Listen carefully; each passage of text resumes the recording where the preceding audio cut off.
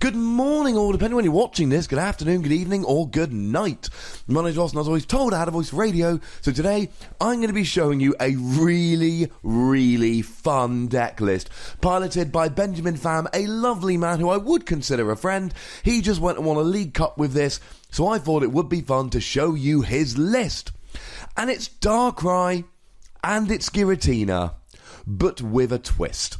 So first of all, we've got free Darkrai EX. Why do we have free Darkrai EX? Well, Darkrai is just an absolutely brilliant attacker. Now, Darkrai has 2 attacks, and you can use a second attack if you really wish. Dark Head, 160 damage if they're asleep. You're not playing anything to put them asleep. This isn't the attack you really want to be using. The attack you want to be using is Dark Pulse. 20 damage for each dark energy attached to all of your Pokemon. And this is really good, because what you do is you pile energy onto all of your Pokemon, but you only leave 2 on Darkrai. You do lots of damage, but here's the brilliant thing about Dark Pulse. When Darkrai gets KO'd, you only lose the 2 energy attached to Darkrai, you don't lose the rest, so your opponent doesn't ruin too much of your setup when they get a KO.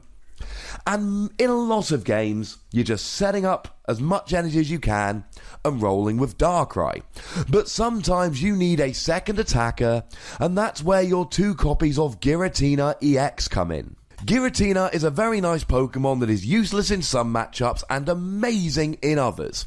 He's got a nice little ability that stops any effects of attacks from Mega EXs, and yes, I know that decks like Gardevoir can just play a Hex Maniac and get the KO, but they better be able to draw into the Hex Maniac. Decks like Mega Rayquaza, even when they play a Hex Maniac to get rid of the ability, they're not going to be able to get the KO because of the attack Chaos Wheel. 4 energy, but really it's a double dragon and any other 2 energy.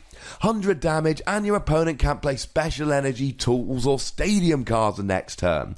Which means a deck like Rayquaza can play a Hex Maniac to get rid of the ability, but they can't play a Skyfield to get enough bench Pokemon down to actually get the KO. Against Rayquaza, Giratina will basically get you the win straight away.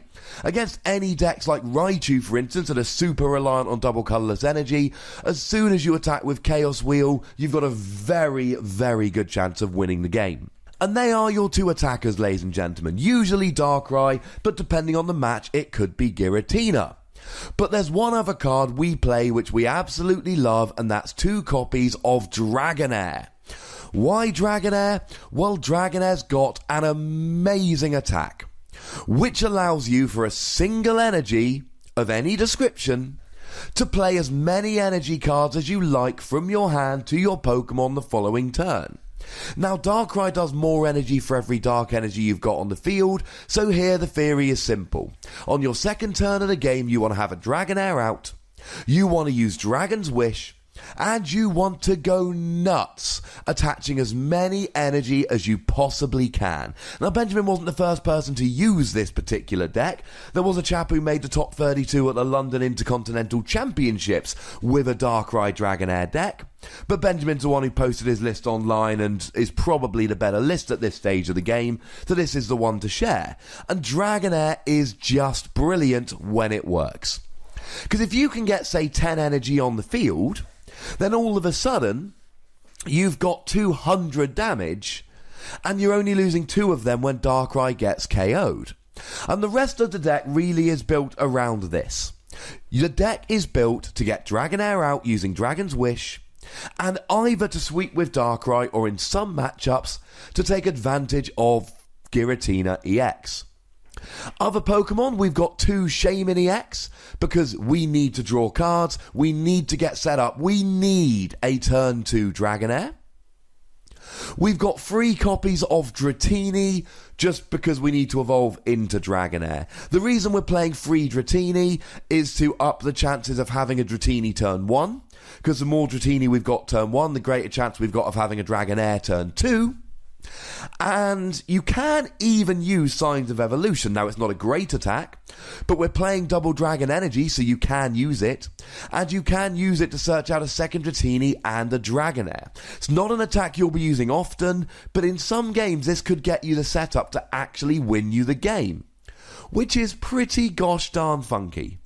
And we play a single copy of Tapu Lele. Now, first of all, we've got the ability here that allows you to search for a supporter card of any description, which could be quite handy here to get you set up, although we're not playing many of these. And secondly, you've got the attack that does 20 damage for each energy attached to both active Pokemon. And it's kind of like a weaker version of Dark Pulse. But Tapu Lele doesn't have a weakness, whereas Darkrai is weak to fighting. So in some matchups, you could use this to help to cover your fighting weakness. One thing I find very interesting here, 2 Shaymin, 1 Lele.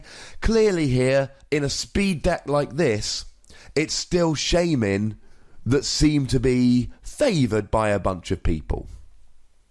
Now, in terms of the energy, we're playing 4 Double Dragon and 15 Dark Energy, or Darkness Energy, I should say. Why so many energy? Because of Dragonair and Darkrai combined. Dragonair gets you to put all the energy down on the field, and Darkrai smashes once you do. You've got 1 turn after you use Dragonair to get as many energy on the field as you possibly can. And you want to be playing a lot of energy so that you can make this happen.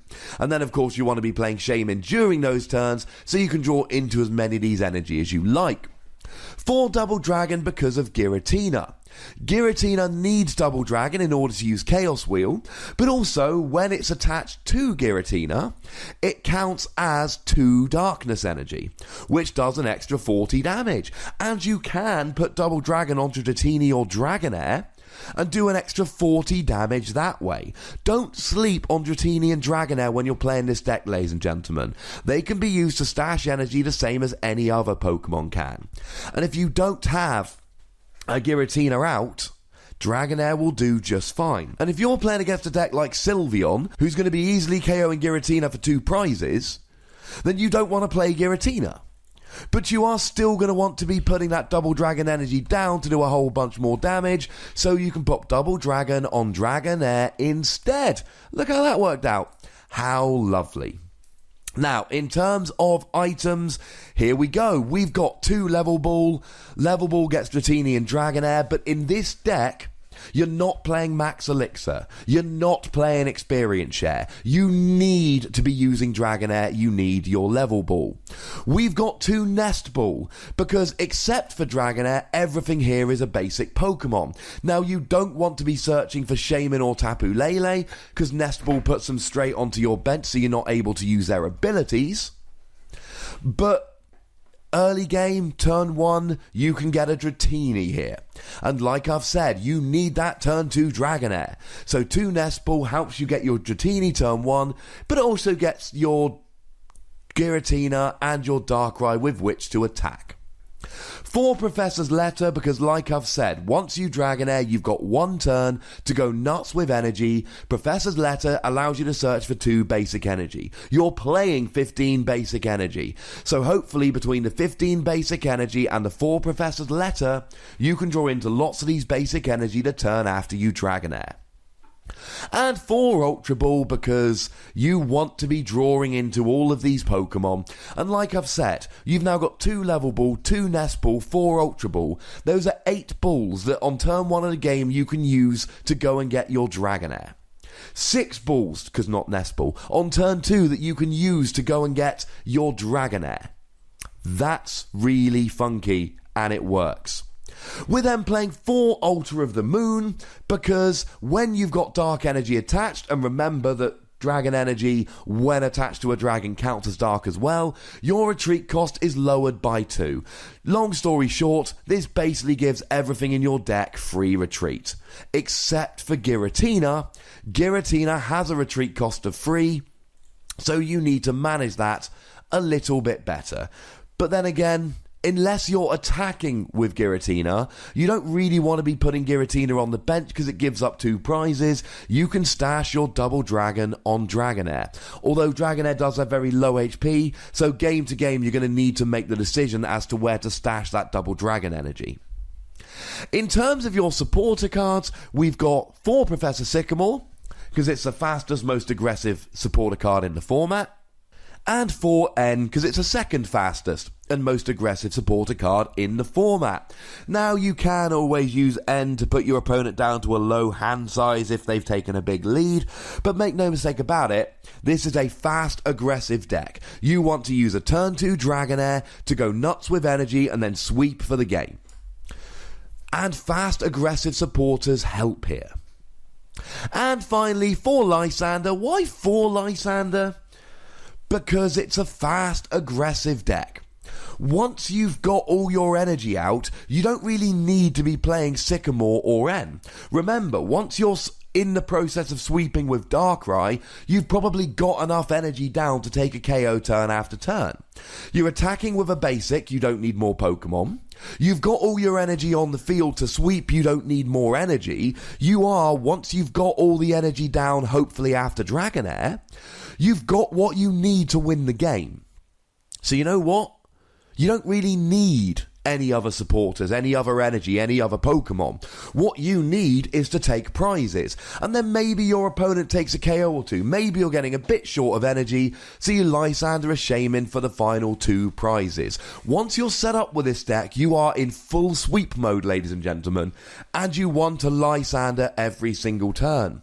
Why do you play 4 Lysander? To get one every single turn. You might be thinking, hang on a second, he's not playing any Versus Seeker. Why is he not playing any Versus Seeker? Well, there's 2 reasons here.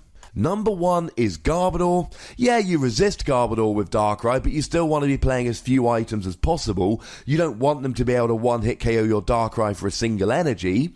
Here, against Garbodor, you can just go a little bit slower, attach the energy a bit more manually, and then sweep once you've got it a couple turns later, because against Garbodor, you cannot be playing too many energy. And the other reason not to play Versus Seeker?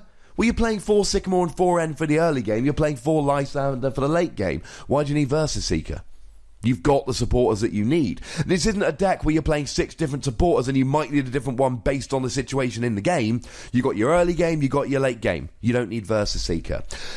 Lovely deck list, brilliant chap. Congratulations to Benjamin Pham for winning with this deck list. It's a lovely deck list, and you know the deal on this channel. We ain't bringing you random deck lists, we're bringing you good deck lists that have seen success.